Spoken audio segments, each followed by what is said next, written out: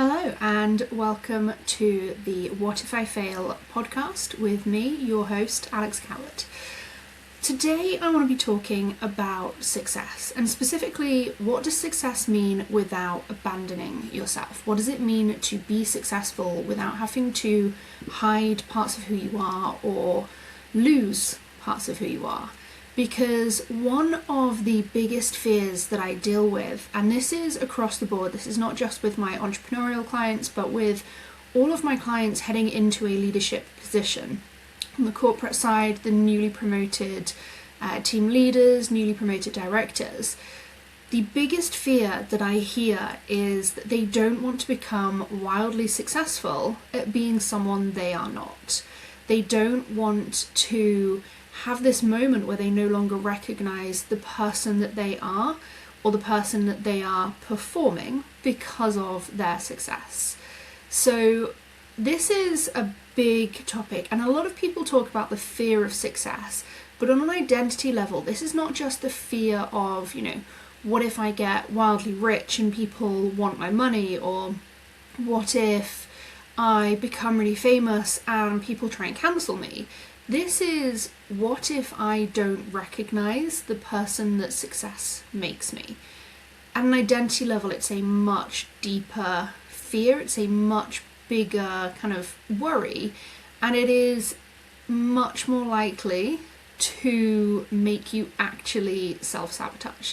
It is the question that you don't necessarily know that you are asking yourself, but it is the one that at an existential level is the one that holds you back the absolute most. And this is something I have experienced myself.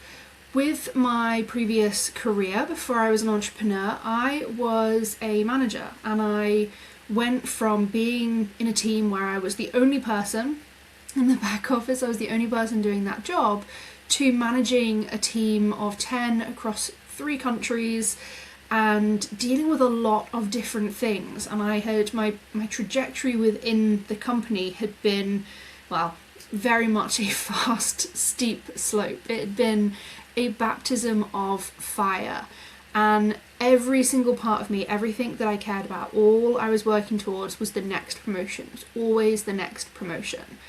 I was constantly pushing myself, and I was constantly in need of external validation, because at the time, a mixture of imposter syndrome, insecurity, and just not having a huge amount of awareness of other people. There was no one else I could model my career on.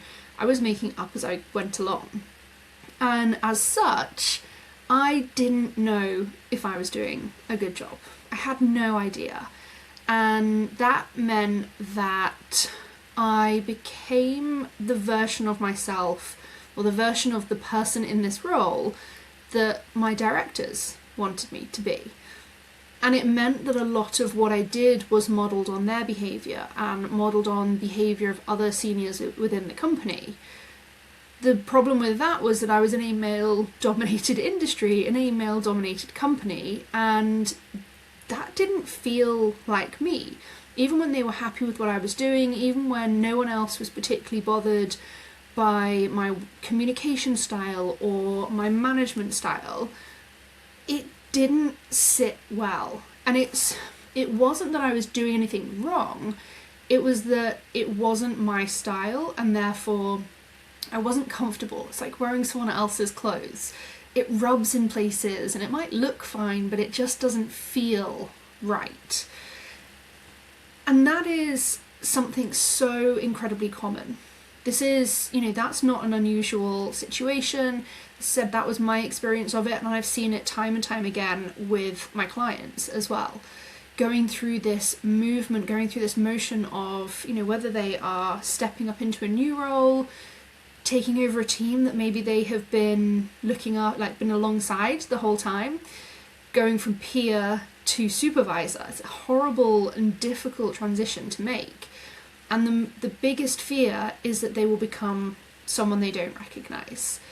And I think the goal here, and it's important to recognise this really consciously, because this fear will hold you back. This fear will sabotage your progression. It'll make you pause, it'll make you think about things quite carefully, and it will feel like reflection, and it will feel like growth and personal development.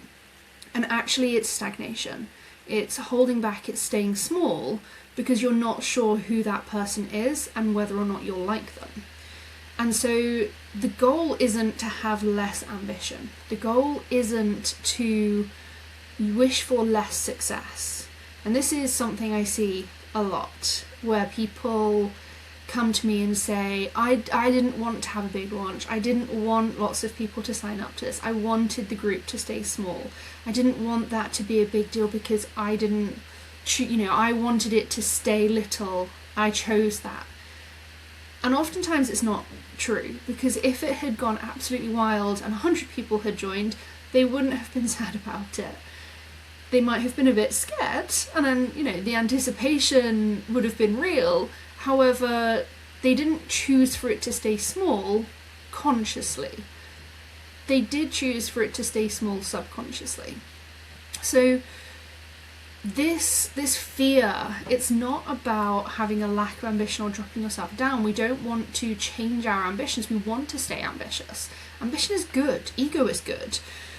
What we want to do is just remove the hurdles that are going to trip us up. And confronting this question about who will I become is one of the biggest hurdles. And it boils down realistically to, where did you get your definition of success? Because often the reason it doesn't feel like us, the reason it feels like we are trying to be someone else, is because we're performing a version of success. We're performing what we think success should look like. So whether that is following what we see in the market, and in the online world, particularly the online entrepreneurial world, success has a vibe. Success has a look. There's this luxury, and for a while it was very beige. I don't know why, but it was very beige for a long time. This high-end luxury look is what success is, what everyone always wanted, and you could tell the people who were trying to turn their photos and turn their branding into this high-end luxury vibe without it actually connecting. It didn't look comfortable. It didn't fit well. It was trying to force their branding into something they were not. But it was something everyone was doing, because we could only consider what success would look like based on what we could see as success. Now, hilariously, a lot of what we thought was successful was just another performance of success. So we were imitating imitations, and that was not great. So ask yourself where this version of success that you are working towards, where did you find that? What was that definition? Who taught you that definition? Whose life are you trying to emulate, and why? What is your definition of success? What does that look like for you?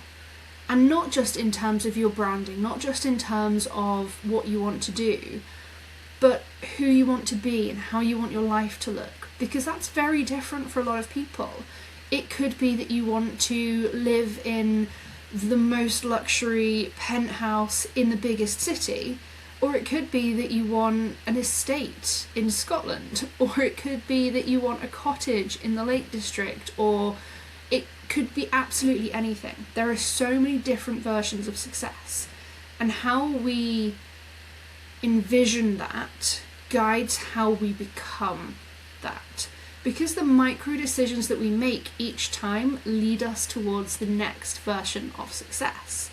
I remember back when I first when I worked in my career, in my job, and then when I came into the business, one of the versions of success that I considered was being able to get my hair done on a regular basis. Because for me that was a luxury. And having hair that had been done in a particular way, in a particular style that was high maintenance, being able to keep up with that maintenance would prove, to me at least, that I was successful. So that was just one thing that I considered. Ironically, I also thought getting my nails done, and as it turns out, I'm allergic to getting my nails done, and I have to leave them bare because they just cannot cope with anything on top of them. So that didn't work out for me. But working out what success looked like for me, not based on what other people were doing, not based on what other people were asking for or wanting, but based on what I desired, was one of the easiest ways that I could start to envision my actual life as a success. Because I look at a lot of the things that other people wanted, and particularly over the last 6 years, I've seen so many different aspirational moves out there. You know, the big desires that are put out. There was, for a long time, there was the I'm going to retire my husband. You know, that was the big aspiration. And for a while there were times when you couldn't go on someone's live video, you couldn't turn up to a coaching session without a big aspiration. You know, if you didn't say, I want to retire the husband, or I want to be a multimillionaire, or I want to travel first class every week, if you weren't saying those things and you weren't serious enough, you didn't really want the success, you weren't committed. But that's not a version of success that everyone wants. I live a very chilled life. Success for me is having the time to go and climb mountains. It's having the time to spend with my husband and my family. It's, you know, having the great relationship that I have with my dog. It's not about having flashy things or, you know, absolutely I love them and I'm not against luxury, but I will never fit into the high luxury vibe, and that's okay. And knowing that about myself has meant that the model of success that I'm building, that I'm working towards, that I'm envisioning each time I'm setting new goals, is based on what I actually want to bring into my life rather than what I'm told I should want or the way that I'm told I should perform success. And I think it's the performance specifically that is the problem here. Because it's when we're performing, it's when things are not authentic that we really start to struggle. It can work for a while, we can enjoy it for a little bit. You know, everyone performs in one sense or another in certain places. But it's when the disconnect between the performance and real life starts to really, really grow. And I see this in Facebook groups all the time. People who have been told to perform a certain style of success for their audience to prove that they have authority, to make people aspire to work with them. But deep down, the question they're actually asking their coach is, okay, but I need cash right now because I'm broke and I can't pay my bills. And the question you see time and time again is, you know, how do I stay with this high vibe when I'm not being able to pay my bills? And the answer is that you shouldn't necessarily. There's absolutely no reason for everyone to know the difficulties you're going through all the time. No one else is or should be privy to your bank account than anyone directly affected by your bank account, your household. But to perform such a disconnect, to have such a difference between the life that you're telling people you're living and the life that you are actually living, that is where we create this huge identity crisis, and that is why people ultimately crash and burn. And they might think that they're burning things to the ground, Phoenix style, but oftentimes they are just crashing and burning because they can't sustain it long term. Was this huge move in the online world specifically towards authenticity. Authenticity and integrity became the two biggest words of the year in 2024 and 25. But what do they even actually mean? Because if you're still just trying to prove and perform authenticity, are you actually being authentic? Surely we can just be. In fact, it makes me laugh because I actually have a tattoo on my wrist that says be. And it was because when I got it, I wanted a reminder. I wanted something that was going to make me think about how to act. I needed that grounding, that kind of centering message to myself. And I chose be because I wanted it to not be about be something. Be courageous, be bold, be active, be this, be that, be kind. Didn't want it to come with a second.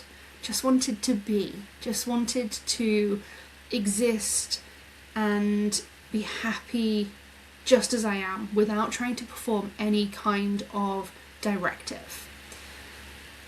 And that is, I think, where authenticity really starts to ground itself, really starts to center.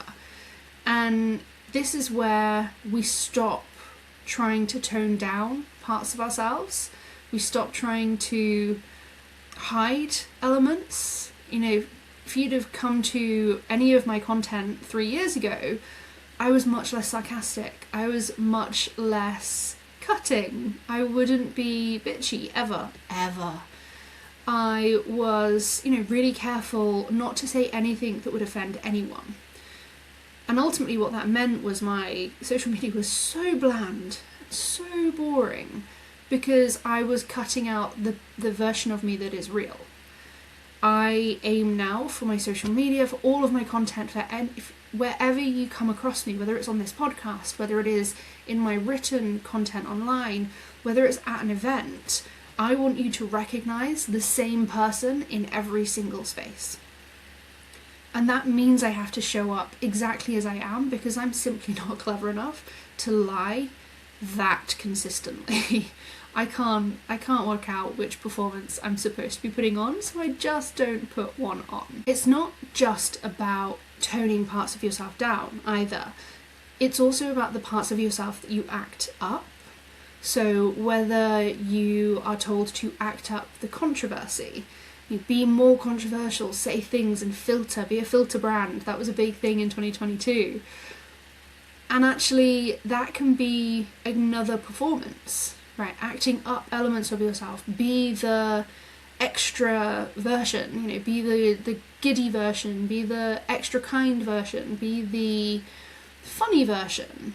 I remember someone once telling me, Alex, you're a really funny person in group chats and things like that. Why does that never show up in your content? And my answer was that because I'm funny in response a lot of the time. A lot of my jokes are situational. I'm not a comedian. I can't just write funny things. I like to have quips. I will say puns. My family are huge on puns. We will have wordplay and mess around with things and make jokes out of anything. But it has to be in response to something. I can't just make my content funny, unfortunately. And I think it's really important just to know yourself. Know who you are. And I think this is something a lot of people struggle with, especially people who have been on that fast trajectory. People who have been making their way up the ladder, whether that's a corporate ladder, whether that's a ladder in the office, whether that is the entrepreneurial constant drive for success and growth. When we have been on this trajectory for so long, and we've been so focused on growth, and we've been so focused on reaching our goals, it's really easy to lose track of who you are along the way. And I think particularly so in entrepreneurship, where you are running a personal brand, because the thing with personal brands is there's so many aspects to them.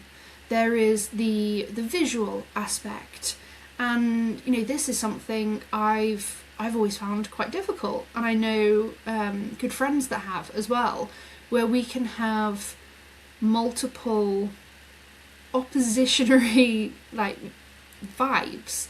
So if I'm going to a gig, I'm going to be dressed probably, a little bit more rock and roll. I've got a background. I loved punk music when I was younger.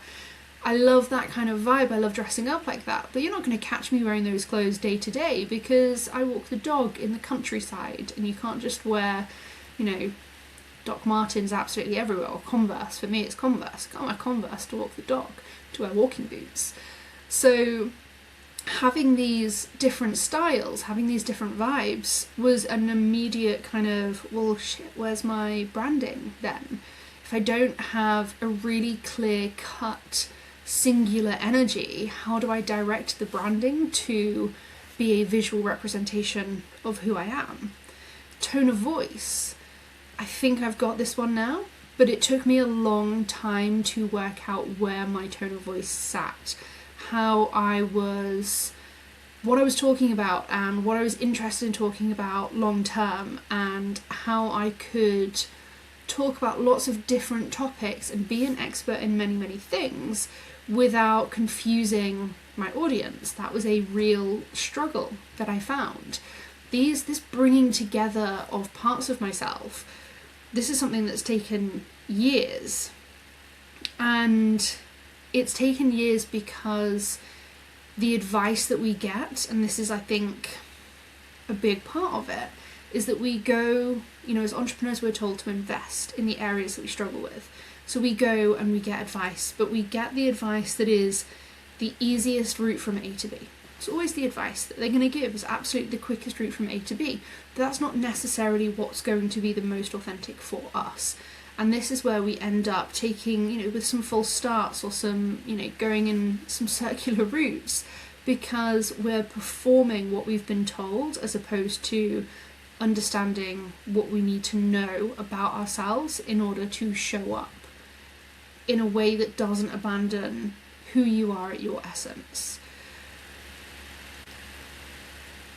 I was once asked what music I would walk onto stage with, and as it turns out, on Friday I am walking on stage and I've gone with a different song, but my original song was Green Day's Walking Contradiction, because of these multiple aspects of myself that were so different, because of these different parts of myself that seemed so oppositional, so contradictory. But actually, now that I have taken that step, taken the time, the reflection, taken the action to try things and test things and see how they fit, this is how I know that I can show up and I can be loud and secure. I can be powerful but also sensitive. There's the ambition, but there's also an element of softness. There's, even within the phrase that I use most often, we can earn more and work less. It might seem oppositionary, but actually these elements of myself are what make me who I am. And a key, I just said a phrase, and as I said it really brought me back to something a good friend of mine, Brian King. He's an incredible neurodivergence coach, and he taught me something many years ago. And what he taught me was just try it on for size. And it's a phrase that he uses a lot when he's coaching, because one of the things that people struggle with the most is this all or nothing. I have to get it right now. I need to know exactly, and unless I know that that's the one, I can't move forward. And actually we do need to try things, we need to take these actions, we need to put the effort in. And if we don't do that, if we don't have the actions, and we remain stagnant in this permanent cycle where no evidence is ever introduced, and therefore we can never know for sure. And so this is where that phrase comes so beautifully, because how can you know what feels most comfortable if you're not trying it on? So just try it on for size. See what fits you, see what feels like success, but see what feels like success for you without abandoning yourself. This podcast is a window into the conversations I have every week with the leaders I work with.